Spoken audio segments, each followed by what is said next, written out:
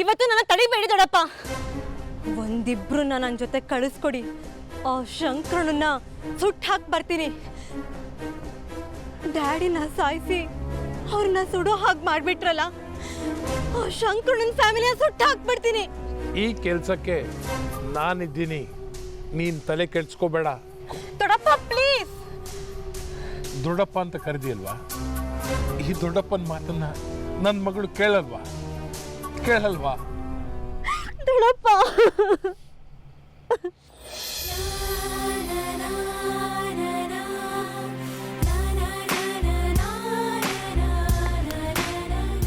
ಅಕ್ಕ, ಇವತ್ತು ಒಂದ್ ದಿವಸ ನಾನ್ ದೀಪ ಹಚ್ಚುದಾ? ಅಯ್ಯೋ ಅದಕ್ಕೇನಂತೆ, ಬಾ ಪುಟ್ಟಿ ತಗೋ.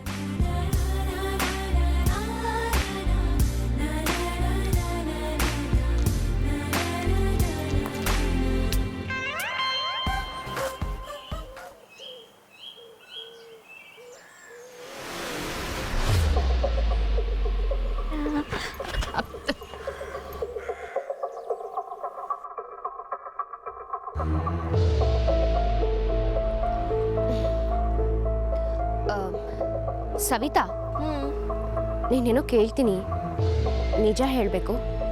ಅಯ್ಯೋ ಕೇಳಿ ಅಕ್ಕ, ಅದಕ್ಕೆಂತ, ಸತ್ಯನೇ ಹೇಳ್ತಿ.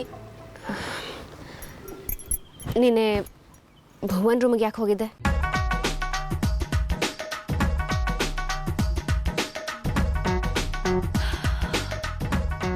ಅರೆ ಅದೇನು, ಇದ್ರ ಬಗ್ಗೆ ಕೇಳಿದ ತಕ್ಷಣ ಕೆಣ್ಣ ಕೆಂಪಾಗೋಯ್ತು.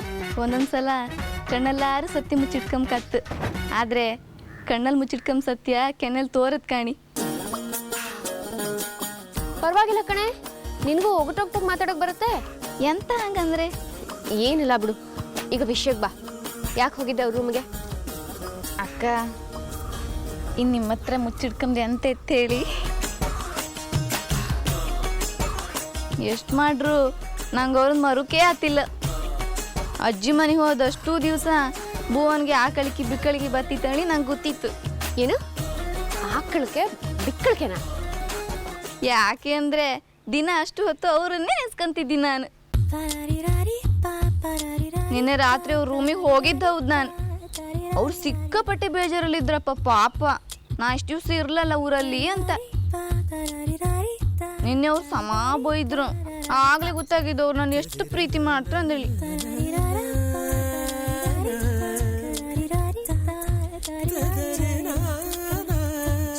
ಸರಿ ಸರಿ, ನನಗೆ ಒಳಗಡೆ ಕೆಲಸ ಇದೆ, ನಾನು ಬರ್ತೀನಿ. ಅಕ್ಕ ಹಿಂಗೆ ಹೊಟ್ರೆ ಹೆಂಗ ಅಕ್ಕ? ನಂಗೋಸ್ಕರ ಒಂದೇ ಒಂದು ಕೆಲಸ ಮಾಡಿಕೊಡ್ತೀರಾ? ಏನು? ಅಕ್ಕ ಹೆಂಗಾರು ಮಾಡಿ ನಮ್ಮಿಬ್ರನ್ನ ಒಂದು ಮಾಡಿಸ್ತೀರಾ? ನೀವು ಹೆಂಗಾರು ಮಾಡಿ ಬುದ್ಧಿ ಹೇಳಿ ಅವ್ರಿಗೆ ನಾನು ಒಪ್ಕೊಂತಾರ ಮಾಡ್ತೀರಾ? ಏಯ್ ಹೋಗು, ಒಳಗೆ ಏನಾದರೂ ಕೆಲಸ ಇದ್ರೆ ನೋಡು. ಇಷ್ಟ ಆಯಿತು ಬೆಳಗ್ಗೆ.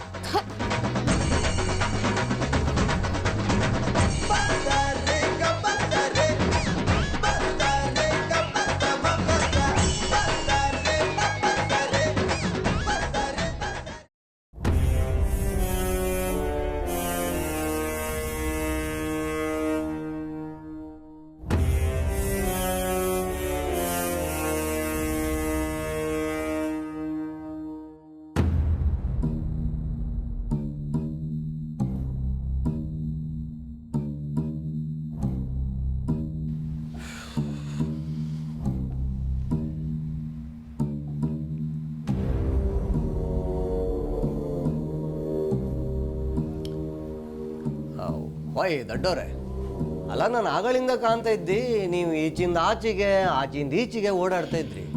ನೀವು ಸೀದಾ ಹೋಯ್ರು ಒಂದು 5 ಕಿಲೋಮೀಟರ್ ದೂರ ಹೋತಿದ್ದೀರಿ. ಅಲ್ಲ ಬನ್ನಿ ಕೂಕಣಿ, ಸುಮ್ಮನೆ ಯಾಕೆ ಮಂಡಿ ಬಿಸಿ ಮಾಡ್ಕಂತ್ರಿ? ಮಂಡಿ ಬಿಸಿ ಮಾಡ್ಕೊಂಡ್ರೆ ಏನು ಪ್ರಯೋಜನ ಇಲ್ಲ, ಯಾವ ಕೆಲಸವೂ ಆತಿಲ್ಲ. ನಾನು ಕಣಿ ಮಂಡಿ ಬಿಸಿ ಮಾಡ್ಕೊಂಡೆ, ನನ್ನ ಮಂಡೆಗಿದ್ದು ಕೂದಲು ಪೂರ ಮಂಡಿದ ಶಾಲೆಂಗೆ ಹಾರಿ ಹೋಯ್ತು. ಹೆಡ್ ಮಾಸ್ಟ್ರೆ, ಇದೇ ರಾಜೇಂದ್ರನ್ಗೂ ಗಜೇಂದ್ರನ್ಗೂ ಇರೋ ವ್ಯತ್ಯಾಸ. ಈ ನಿಮ್ಮ ಅಧಿಕ ಪ್ರಸಂಗದ ಮಾತನ್ನ ರಾಜೇಂದ್ರನ್ ಮುಂದೆ ಆಡಿರ್ತಿದ್ರೆ ನಿಮ್ಮ ಮಂಡೆ ಇಷ್ಟೊತ್ತಿಗೆ ಉರುಳ್ತಿತ್ತು. ಗಜೇಂದ್ರನ್ ನೋಡಿ ಎಷ್ಟೊಂದು ತಾಳ್ಮೆ, ಒಂದು ಹೆಜ್ಜೆ ಮುಂದಿಡಬೇಕಾದ್ರೂ ಯೋಚನೆ ಮಾಡ್ತಾರೆ. ಗಜೇಂದ್ರ ಬಾರೋ ಕೂತ್ಕೊಳ್ಳೋ, ಯಾಕೆ ಸುಮ್ಮನೆ ಮನಸ್ಸಿಗೆ ಆಯಾಸ ಮಾಡ್ಕೊತಿದ್ಯಾ? ಅಧಿಕ ಪ್ರಸಂಗ ಬೇಸ್ರೆ ನಿಮಗೆ ಹೇಳಿದ್ದು ಕೇಳಿಸ್ಕೊಳ್ಳಿ. ಅಲ್ಲ ನೀವೀಗ ಅಧಿಕ ಪ್ರಸಂಗ ಅಂದೇಳಿ ಹೇಳಿದ್ದು ನಂಗೆ. ಅಲ್ಲ ನಾನು ಅಂತ ಹೇಳ್ಬಾರ್ದು ಮಾತೆ ಅಂತ ಆಡ್ದೆ, ಹೇಳಿ ನೀವೇ ಹೇಳಿ. ತಲೆ ಬಿಸಿ ಮಾಡ್ಕೋಬೇಡಿ, ಒಳ್ಳೆ ರೀತಿಯಂಗಿರಿ ತಣ್ಣಂಗಿರಿ ಅಂತ ಹೇಳೋದು ತಪ್ಪ? ನಾನು ಆ ಶಂಕರಣ್ಣನ ಅಧಿಕ ಪ್ರಸಂಗದ ಬಗ್ಗೆ ಮಾತಾಡ್ತಾ ಇದ್ದೀನಿ ಉಗ್ರಪ್ಪ. ಪ್ರಸಂಗ ಆಡಿಸೋ ಹೊತ್ತಾ ಇದು ಉಗ್ರಪ್ಪ. ಏ ಹೆಡ್ಡು, ಇದನ್ನ ಪ್ರಸಂಗ ಅಂತಾರೋ ಅಧಿಕ ಪ್ರಸಂಗ ಅಂತಾರೋ ನೀನೇ ಹೇಳು. ಗಜೇಂದ್ರ, ನೀನು ಯಾವ ವಿಷಯದ ಬಗ್ಗೆ ಮಾತಾಡ್ತಿದ್ಯಾ? ಅವರು ಶನಿವಾರ ಸುದ್ದಿ ಹೇಳ್ತಾ ಇದ್ರು. ಅಲ್ಲ ದೊಡ್ಡವ್ರೆ, ಇಡೀ ಸಂಪಿಗೆ ಹಳ್ಳಿ ರಾಜೇಂದ್ರನ ಕಳ್ಕೊಂಡಿರೋ ಶೋಕದಲ್ಲಿದ್ರೆ ಆ ಶಂಕರಣ್ಣ ಏನು ಆಟ ಆಡ್ತಿದ್ದಾನ?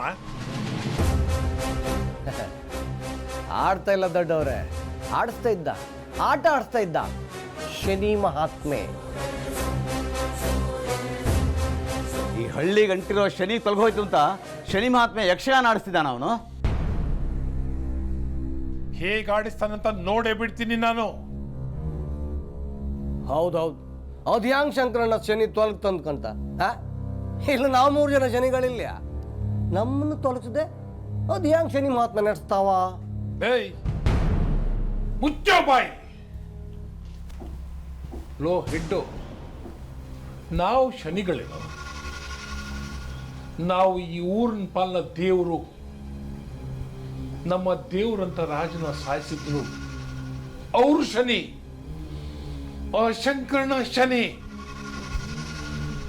ದೊಡ್ಡಪ್ಪ, ನಾನು ಬೆಳಗ್ಗೆ ಜಾಗಿಂಗ್ ಹೋಗುವಾಗ ಆ ಸುಬ್ರಾಯನ್ ಹೋಟೆಲ್ ಹತ್ರ ಬ್ಯಾನರ್ ನೋಡಿದೆ. ಅವ್ರಿಗೆ ಎಷ್ಟು ಧೈರ್ಯ ಇದ್ರೆ ಇಂಥ ಟೈಮಲ್ಲಿ ಯಕ್ಷಗಾನ ನಡೆಸ್ತಾರೆ? ಧೈರ್ಯ ಅಲ್ಲಮ್ಮ, ನಮ್ಮ ಹೊಟ್ಟೆ ಉರಿಸ್ಬೇಕು, ನಾವು ಎದೆಯಲ್ಲಿ ಬೆಂಕಿ ಹಚ್ಕೊಂಡು ಸಾಯ್ಬೇಕು ಅಂತಾನೆ ಅವ್ರು ಈ ಆಟ ಆಡಿಸ್ತಾ ಇರೋದು. ನಿಂತಲಿ ಕೂತಲಿ ಡ್ಯಾಡಿ ನೆನಪಾಗ್ತಿದ್ದಾರೆ.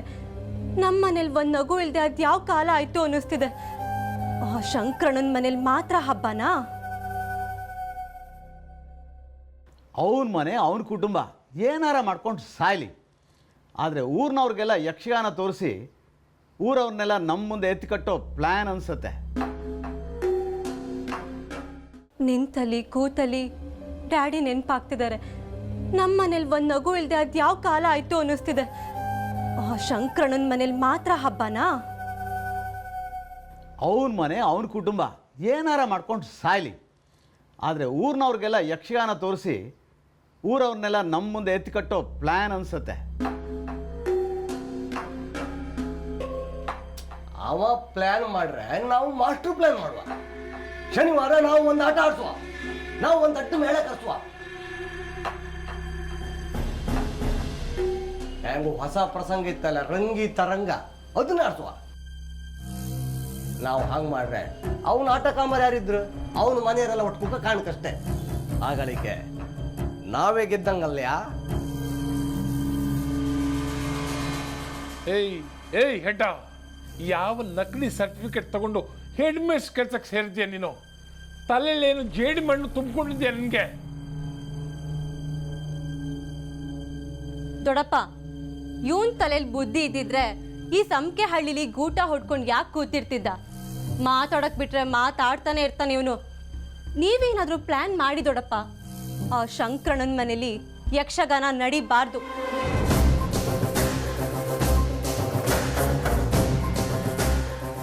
ಯಕ್ಷಗಾನ ಒಂದೇ ಅಲ್ಲ ದೊಡ್ಡಪ್ಪ, ಇನ್ಮೇಲೆ ಅವ್ರ ಮನೇಲಿ ಯಾವ ಹಬ್ಬ ಯಾವ ಸಂಭ್ರಮನೂ ನಡಿಬಾರ್ದು. ನಮ್ಮ ಮನೇಲಿ ನಾವು ಅನುಭವಿಸ್ತಿರೋ 100 ಪಟ್ಟು ಸೂತ್ಕ ಶೋಕ ಅವ್ರ ಮನೇಲಿ ಇರಬೇಕು. ಅದಕ್ಕೆಲ್ಲ ಅವಕಾಶನೇ ಮಾಡಿಕೊಡಲ್ಲಮ್ಮ.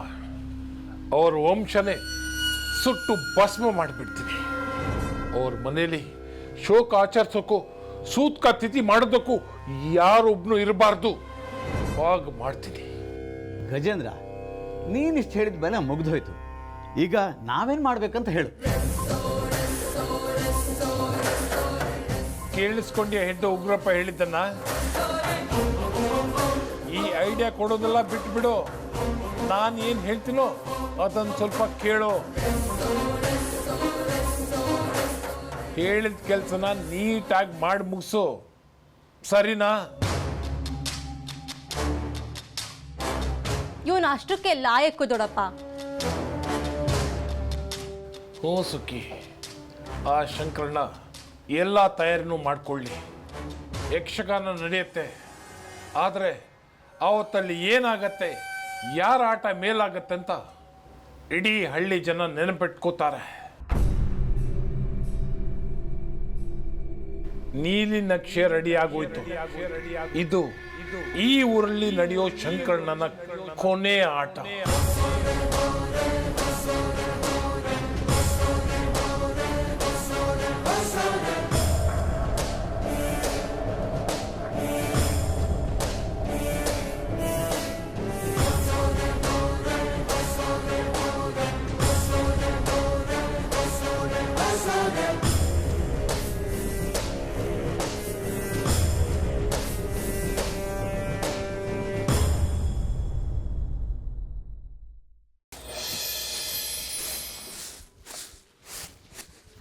ಬೇಗ ಬೇಗ ಕಾಯಿ ಸುಲಿಬೋನ.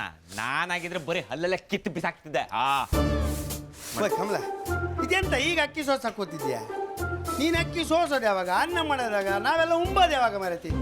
ಎಲ್ಲ ಆಟ ತಿನ್ವೇ ಆಗ್ಬೇಕಾ? ಒಬ್ಳೆ ಮಾಡೋದಲ್ದ ಎಲ್ಲ ಮುಗಿಬಾರ್ದ? ಮಾಡ್ತೆ ಮಾರ್ರೆ. ಆಯ್ತು ಮರತಿ, ಮಾತಿಗೆ ಮಾತು ಕೊಡಬೇಡ, ಕೆಲಸ ಮಾಡ ಫಸ್ಟ್. ಹೋಯ್ ಪಚ್ಚೆ, ಮಾತು ಹೋಯ್ದ್ರ ಮನೆಗೆ ಹೋಗಿ ರಂಗಸ್ಥಳದ ಹಿಂದೆ ಹಾಕೋ ಬ್ಯಾನರ್ ತರ ಕೇಳ್ತೆ, ತಂದೆನಾ? ಅವತ್ತೆ ತನ್ನಲ್ಲ ರಮೇಶಣ್ಣ, ಪದೇ ಪದೇ ಹಿಂಗೆ ಕೇಳ್ತಾ ಇದ್ರೆ ನಾನು ಕೆಲಸ ಮಾಡೋದಿಲ್ಲ ಅಂತ ಜನ ಅನ್ಕತ್ರು. ಗಂಡೆ ಅಲ್ಲ, ನೀ ಎಂತ ತಿಳಿದಿದ್ಯಾ? ಮೇಳದವ್ರನ್ನ ಕರ್ಸೋದು, ಅವ್ರಿಗೆ ಊಟ ತಿಂಡಿ ಸರಬರಾಜು ಮಾಡೋದು ಎಲ್ಲವರೇ ನೀನೇ ಹೊತ್ಕೊಂಡಿದೀಯ ಅಂತ. ಅಲ್ಕಣ ನಿನ್ನ ಮಗಳು ಹ್ಯಾಂಗ್ ನಗ್ತಿದ್ಲಂತ. ಎಲ್ಲ ಸೇರಿ ಪಚ್ಚಿ ಮರ್ಯಾದೆ ಹಾಂಗೆ ತೆಗೆದು ಬಿಡಿ. ಲಾಲಿ ಬಪ್ಪ ಮಕ್ಳೆಲ್ಲ ನಗಂಗಾಯ್ತು. ಓಯ್, ನಾನೇನ್ ಸಣ್ಣ ಹುಡುಗಿ ಅಲ್ಲ, ನಾನ್ ದೊಡ್ಡವಳು. ಓಹೋ ಕಮಲಮ್ಮ, ಎಲ್ಲಿ ಪಾಯ್ಸ್ ತುಟ್ ಹಾಕ್ಸೇ ಇಲ್ಲ? ಎಂತದ? ಸುಮ್ಮನೆ ನಿಂತ್ಕಳ. ಎಂತ? ಓಹೋ, ಬಾರಿ ದೊಡ್ಡ ಮನುಷ್ಯ, ಕೆಲಸ ಮಾಡ. ಆಯ್ತು ಮಾರಾಯ್ತೆ, ವಿಷಯಕ್ಕೆ ಬರುವ. ಓಯ್ ಕಮಲ, ಎಲ್ಲಿ ಕಾಣ? ಇವತ್ತು ಆಟಕ್ಕೆ ಬರೋರಿಗೆಲ್ಲ ಕಾಫಿ ತಿಂಡಿ ಚಾ ಎಲ್ಲ ನೀನೇ ಕಾಣಬೇಕು.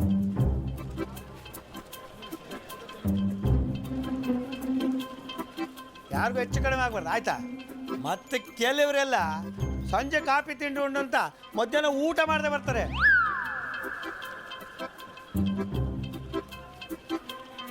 ಅವ್ರಿಗೆಲ್ಲ ಕಡಿಮೆ ಬಡಿಸ್ಕ.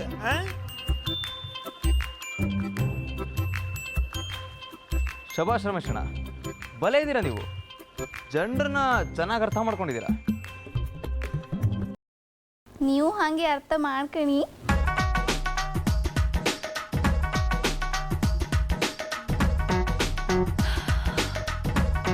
ಬಾಯ್ ಹೋಗ, ಒಳಗಾಗ. ತಿಂಡಿ ಎಂತ ರೆಡಿ ಆಯ್ತು ಕಾಣ, ಹೋಗ. ಅದೆಂತ ವಿಷಯ ಅಂತ ಹೇಳಿ ರಮೇಶಣ್ಣ, ನಂಗೆ ಕೆಲ್ಸ ಇತ್ತು, ನಾವು ಆಯ್ಕೋ. ಬಾಯ್, ಮಾಡೋ ಕೆಲಸ ಮೊದಲು ಮಾಡ, ಆಮೇಲೆ ಎಂತ ಅಂತ ಹೇಳ್ತೆ. ಅಧಿಕ ಪ್ರಸಂಗಿ. ಅಧಿಕ ಪ್ರಸಂಗಿ ಮಾಡ. ಪಚ್ಚಿ, ಒಂದು ಕೆಲಸ ಮಾಡು. ಅದೇನೋ ಹಲ್ಲಲ್ಲಿ ತೆಗಿತೀನಿ ಅಂತೆಲ್ಲ, ತಗ. ಹಲ್ಲು ಜಿಲ್ಲ ಮಾರಿ.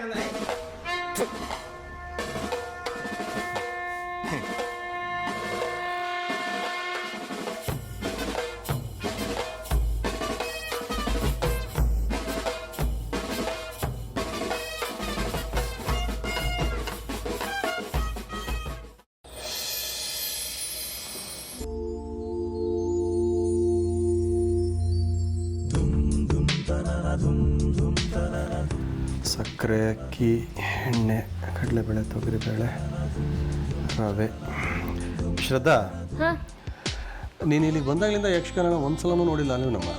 ಇಲ್ಲ ಅಪ್ಪಾಜಿ, ನಿಜ ಏನಂದ್ರೆ ನಾನು ಈ ಮುಂಚೆ ಯಾವಾಗಲೂ ಯಕ್ಷಗಾನ ನೋಡಿದ್ದೇ ಇಲ್ಲ. ಅದಕ್ಕೆ ಈ ಸಲ ಜಾಗರಣೆ ಮಾಡಿದ್ರು ಸರಿ ಪೂರ್ತಿ ನೋಡಲೇಬೇಕು ಅಂತ ನಿರ್ಧಾರ ಮಾಡಿಬಿಟ್ಟಿದ್ದೀನಿ. ನೀನು ಒಂದ್ಸಲ ಯಕ್ಷಗಾನದ ಗೀಳು ಹಚ್ಕೊಂಡ್ರೆ ಮುಗೀತು. ಆಮೇಲೆ ನೀನು ಎಲ್ಲೇ ಚಂಡೆ ಮೊದಲೇ ಸೌಂಡ್ ಕೇಳಿದ್ರು ಆಲ್ಸೋದಕ್ಕೆ ಶುರು ಮಾಡ್ಬಿಡ್ತೀಯ. ಇಲ್ಲಿನವ್ರಿಗೆಲ್ಲ ಯಕ್ಷಗಾನದ ಪ್ರೇಮ ಜಾಸ್ತಿ ಅಲ್ವಾ? ಇಲ್ಲಿನವ್ರಿಗಂತೂ ಆ ಕಲೆ ರಕ್ತದಲ್ಲೇ ಬೆರೆತು ಹೋಗಿದೆ. ಇಲ್ಲಿಯವರು ಸಿನಿಮಾ ನಾಟಕಕ್ಕಿಂತ ಯಕ್ಷಗಾನನೇ ತುಂಬ ಇಷ್ಟಪಡೋರು. ಆದರೆ ನಾನೇ ಊರಿಗೆ ಬಂದಾಗಲಿಂದ ಒಂದೇ ಒಂದು ಯಕ್ಷಗಾನ ನಡೆದಿಲ್ವಲ್ಲ ಅಪ್ಪಾಜಿ? ಈ ಹಳ್ಳಿ ಪರಿಸ್ಥಿತಿ ಹೇಗಿದೆ ಅಂತೇಳಿ ನಿನಗೂ ಗೊತ್ತಲ್ಲಮ್ಮ. ಇಲ್ಲಿ ಹಬ್ಬ ಹುಣ್ಣಿಮೆ ಅಪರೂಪನೇ ಆಗಿಬಿಟ್ಟಿದೆ. ಬರೀ ಜಗಳ ದ್ವೇಷ ಇದೇ ತುಂಬ್ಕೊಂಡ್ಬಿಟ್ಟಿದೆ ಸಂಪಿಗೆ ಹಳ್ಳಿ ತುಂಬ. ಸಂಪಿಗೆ ಹಳ್ಳಿಲಿ ಯಾವ ಸಂಸ್ಕೃತಿನೂ ಸಾಯಬಾರ್ದು ಅಪ್ಪಾಜಿ. ಅದನ್ನು ನಾವು ಹೇಗಾದರೂ ಮಾಡಿ ಉಳಿಸಿ ಬೆಳೆಸಬೇಕು. ಆ ಕಾಳಜಿ ನನಗೂ ನಿನಗೂ ಮಾತ್ರ ಇದ್ದರೆ ಸಾಲದಮ್ಮ, ಈ ಹಳ್ಳಿನಲ್ಲಿರೋರ್ಗೂ ಇರಬೇಕು. ನಮ್ಮ ಹಳ್ಳಿಯವ್ರಿಗೂ ನಮ್ಮ ಮಣ್ಣಿನ ಕಲೆ ಸಂಸ್ಕೃತಿ ಅಂದರೆ ಆಸಕ್ತಿನೇ ಇಲ್ಲ. ಹೊರಗಿನವ್ರಿಗೆ ಈ ಯಕ್ಷಗಾನ, ಭೂತದ ಕೋಲ, ಕಂಬಳ ಇವೆಲ್ಲ ಫೋಟೋಗ್ರಫಿಗೆ ಅಥವಾ ಟೈಮ್ ಪಾಸ್ಗೆ ಒಂಥರ ವಸ್ತುಗಳ ಥರ ಆಗಿಬಿಟ್ಟಿವೆ. ಏನು ಮಾಡ್ತೀಯ ಹೇಳು? ಛ, ಹೇಗಲ್ವಾ ಅಪ್ಪಾಜಿ? ಕಲೆ ಅನ್ನೋದು ಒಂಥರ ತಾಯಿ ಥರ. ಅದು ಬದುಕಲ್ಲಿ ಶಿಸ್ತನ್ನು ಕಲಿಸುತ್ತೆ. ಈಗಿನವರು ತಂದೆ ತಾಯಿನ ಹೊರೆ ಅಂತ ವೃದ್ಧಾಶ್ರಮಕ್ಕೆ ಸೇರಿಸೋ ಹಾಗೆ ಈ ಯಕ್ಷಗಾನದಂಥ ಕಲೆಗಳನ್ನು ಕೂಡ ಅನಾಥವಾಗಿಸ್ಬಿಟ್ಟಿದ್ದಾರೆ. ನೆನೆಸ್ಕೊಂಡ್ರೆ ಸಂಕಟ ಆಗುತ್ತೆ. ಏನಾದರೂ ಆಗಲಿ, ನಾವು ಮಾತ್ರ ಇದನ್ನು ಕಾಪಾಡ್ಕೋಬೇಕು. ಬೇರೆ ಕೆಲಸಗಳೆಲ್ಲ ಸರಿಯಾಗಿ ಆಗ್ತಾ ಇದೆ ತಾನೇ? ಹ್ಞೂ ಅಪ್ಪಾಜಿ, ನಾನೇ ಹೋಗಿ ಎಲ್ಲರನ್ನೂ ಕರೆದು ಬಂದಿದ್ದೀನಿ. ಮುಂಚೆ ನನ್ನ ನೋಡಿ ಉರಿದು ಬೀಳ್ತಿದ್ದ ಜನ ಕೂಡ ಮನೆ ಒಳಗೆ ಕರೆದು ಬಾಗಿನ ಕೊಡೋ ಹಾಗಾಗಿದೆ. ಖುಷಿ ಆಗುತ್ತೆ, ಎಲ್ಲ ಮುಗಿದು ಒಂದು ಹಂತಕ್ಕೆ ಬಂತು ಅಲ್ಲ ಅಂತೇಳಿ. ಬಾಕಿ ಕೆಲಸಗಳು ಯಾವುದೇ ಕಾರಣಕ್ಕೂ ನಿಧಾನ ಆಗಬಾರ್ದು. ನೀನು ಅದನ್ನು ಫಾಲೋ ಮಾಡು, ಸರಿನಾ? ಸರಿ ಅಪ್ಪಾಜಿ, ಮಾಡ್ತೀನಿ.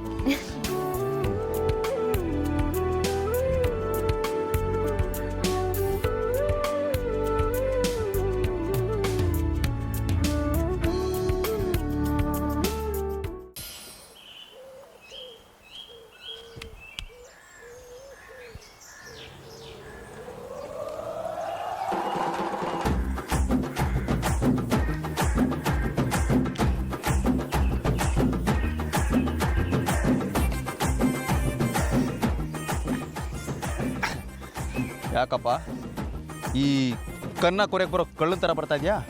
ಕೈಯಲ್ಲಿ ಹಾರೆಗೊಳೊಂದಿಲ್ಲ ನೋಡಿ ನಿನ್ನ ಕೈಲಿ.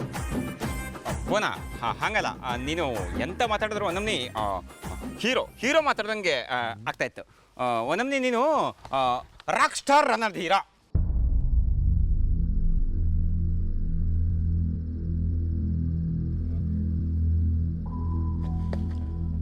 ಅರ್ಥ ಆಯ್ತು, ಹೇಳು, ನನ್ನಿಂದ ಏನಾಗಬೇಕೀಗ?